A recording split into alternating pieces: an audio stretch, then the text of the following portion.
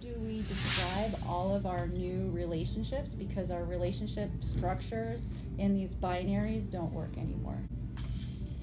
I was a single mom by choice. When I was 5, I knew I wanted to be a mom. So when people say, what do you want to be when you grow up? I was like, I want to be a mom.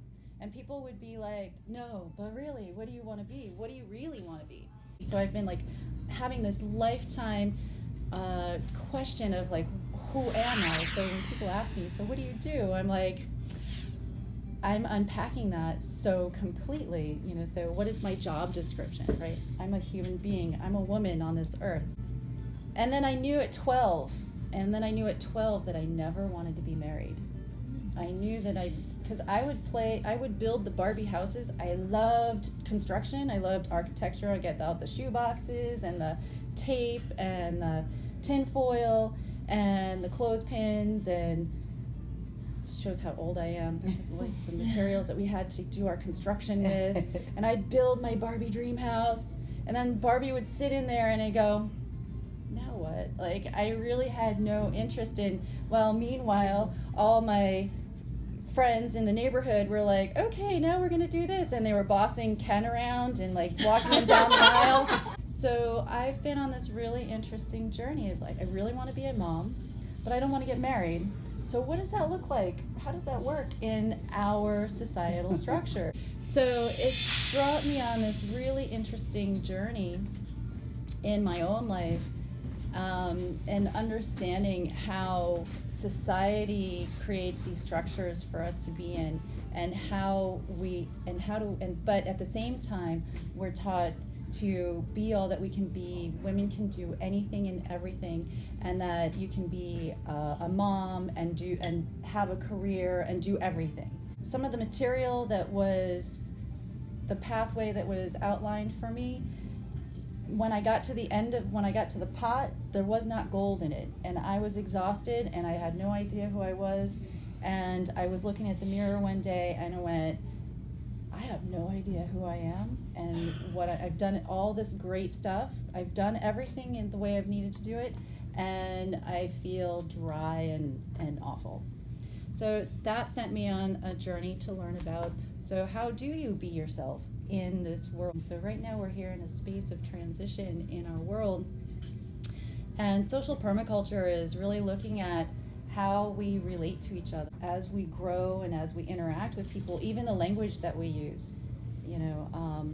When in marriages, it's like who owns who. We own each other's time. In relationships, whose time is being managed by who, right? So, but in social permaculture, when we're creating a space where we all live and grow together sustainably, where each person is growing to be their best person, is knowing who you are, knowing how to be able to interact, ask for what you want, give and receive, and really support. What does it really mean to support someone else's happiness? We may be using the same language, but from our different generational perspectives, we're speaking different languages. So how do we relate? We just did a party for a group of young couples from a church group, and it was really, really sweet because they've been in church groups together and socializing, but they were like, we don't really know each other.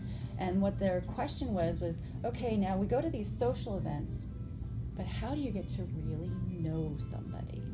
And so here, what I'm going to do is teach you some. Yeah, it's like, ooh, no. Yeah, I know. That's kind of what happened there, Renee. Like, was that exciting? Yeah, okay. Yeah. Because I'm like, oh.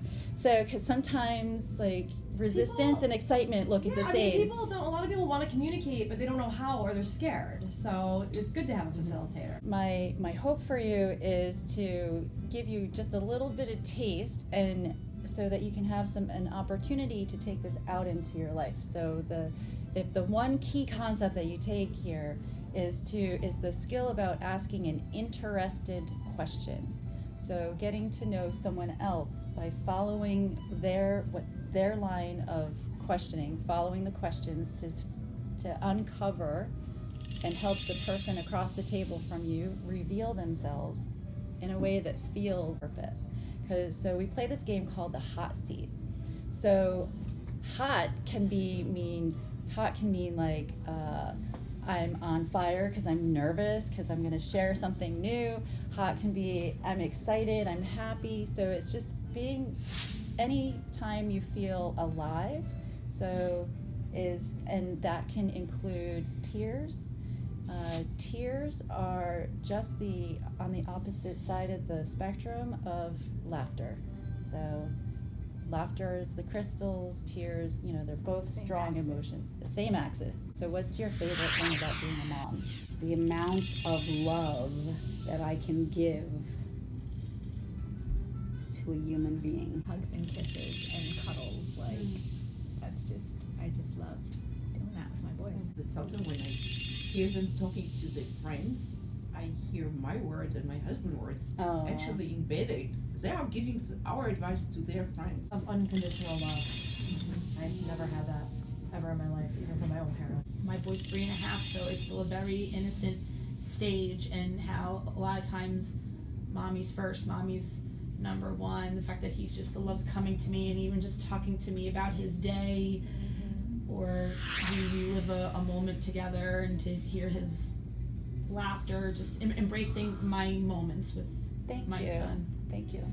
I have to say, being in the moment, to truly be in the moment with my girls and Caitlin, and just the amount of love that we all share. My kids are older, so I did have those hugs when they were 3, and I have 3 sons, but my favorite part of all is teaching them about thinking positive. About a growth mindset, about looking at the positive things, really just reliving an experience and saying, now you see why this happened, and connecting the dots so they can be more positive forces in the world. How involved is your faith?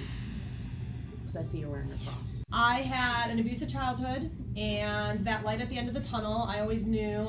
I grew up Catholic, so we were stuck in church every day, even though my mother was abusing me every day, and I had a real tough time understanding how God would allow things like that to happen to a child. That I knew something existed but didn't know what it was. And then when I hit rock bottom, after I was going through a lot of tough times with my ex-husband and just a lot of things that happened with my health, and I had nowhere else to go, I felt like, that was the moment where I just said to God, I said, okay, if you're there, I need you now. That's it, I'll surrender. I need you now, and you need to help me. And that was it, and he did. And that's why I'm where I'm at now, why I'm here with you today. What about life outside of your kids or family do you feel makes you come alive? Well, I'm a very big Devils fan, so getting out to a Devils game, all right, let's go Devils. Hey, we start the playoffs. When you find yourself nodding like you've heard your answer, say thank you, and we're not going to be worrying about being polite and waiting for someone to stop speaking, because this is a different format. So this is part of playing a facilitated game, is learning how to stay present in a conversation. So, because sometimes, pay attention as the question asker, pay attention, and when your mind starts wandering, okay, that's the answer. And some people get overwhelmed with words. Some people so it's have I had my word limit? So that's a good, am I wandering? Am I thinking about something else? So pay attention as the question asker, where you are in your own body. And I know that it takes a really strong person. What do you do for you when you can? A lot of me time, as much as I can. His school is great that they have mommy nights once a month, and I wish more moms from the school would get involved. Do you feel your primary identity is Caitlin's mom? Yes. My life, sometimes I feel like my other two get pushed to the side because the focus is on him. Not many 11-year-olds know how to do G-tube feedings and administer Diastat for a rescue med, or know what a seizure looks like. My 11-year-old has been doing that for a couple years now. She knows how to dispense meds. So she's like my right hand. My husband works 12-hour days. I'm curious, When you are with all these women and you're surrounded by all these people, do you feel nervous? I do get nervous because I'm used to being judged as a snob since I was very young, which I'm not, you know that. And so I always have a little bit of that like fear of people seeing me that way, because I am an introvert in some ways, as you know. So yes, with brand new people, with clients, no. You mentioned you were divorced. Yeah. What, how long before the divorce did you know the marriage was failed? I'm so glad you asked that, because that is such an interesting thing I've just been identifying within the last maybe 4 weeks or so. So I mentioned that I started this new business, and the word sparkle has come up a lot.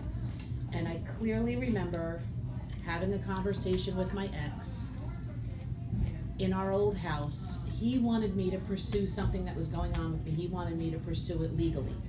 And he was very confident that I would prevail. And I didn't want to be involved with that negative karma. And I was like, no, that's negative. I don't want to do that. And he was yelling at me for being too positive. And he told me that I had sparkles in my head and rainbows in my head. And I remember thinking, we're not a match. And I remember exactly where I was standing when I knew that. Wow. Thank you. How long were you married? 24 years. Wow. Thank you. Another question.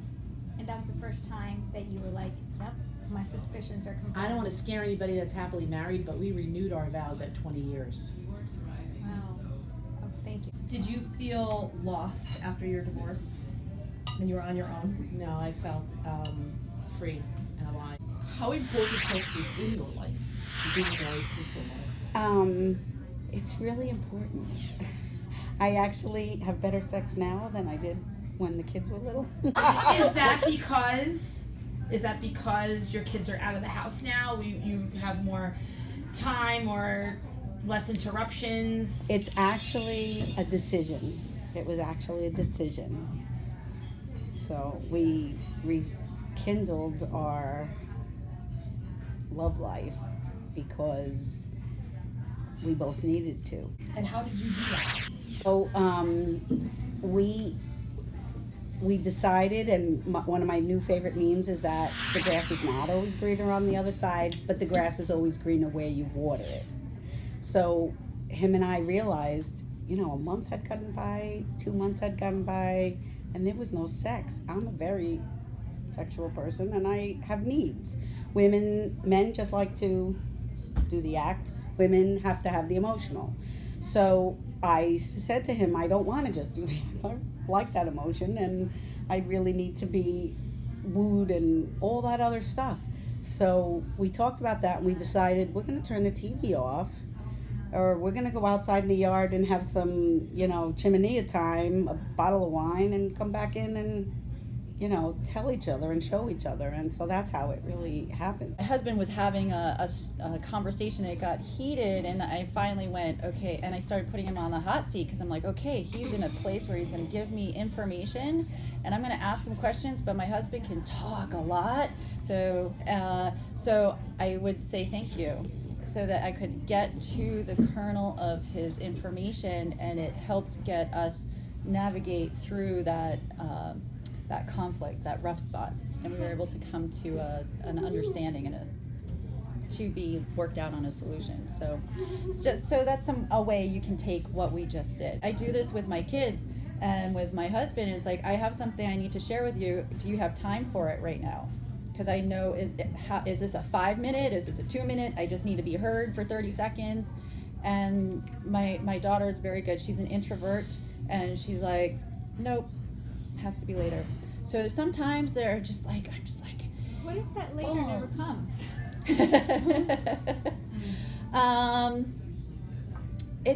It does if it's really important enough, and then if the later, like, I have to check in with myself on the agenda. Am I wanting to share because I have an agenda, because I want something to happen, or am I wanting to share something because this is important to me?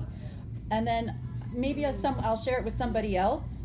Someone else will listen to me, and I can share it in a different way, and it takes the urgency Yes, off of that. Like sometimes there's time and place, and you want to get your point across, but it's just not the time and place for somebody to receive it. So sometimes you just have to go to bed, let it go for the night, and tomorrow it might be a whole different landscape. Doing a practice of listening and receiving and not saying anything back is, I offer you to experiment with that and experiment with some of those places. I really appreciate it is uncomfortable, and that's where we crack, and that's where we get to be authentic with ourselves. Where are we lying to ourselves? So and being hidden. So it's about being present in the moment. So thank you all very much.